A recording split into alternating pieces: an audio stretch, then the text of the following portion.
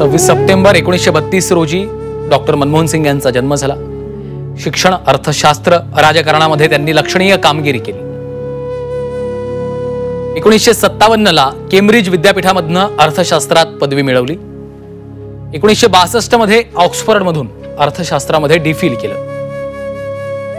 शिक्षणाच्या आवडीमधून Delhi school of economics मध्ये ते रुजू झाले।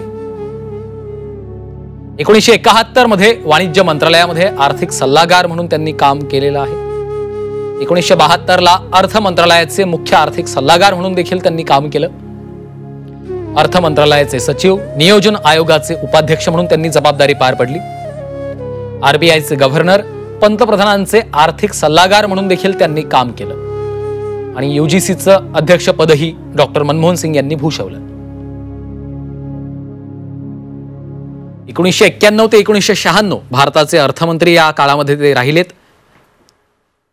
आर्थिक सुधारणांसंदर्भातलं व्यापक धोरण त्यांनी राबवलं आणि या सुधारणांमुळे भारताला नवी आर्थिक दिशा लाभली।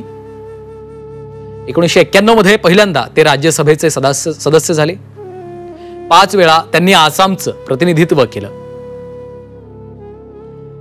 2019 मध्ये राजस्थान मधून राज्यसभेचे सदस्य। 1998 ते 2004 या काळात ते राज्यसभेत विरोधी पक्षनेते होते।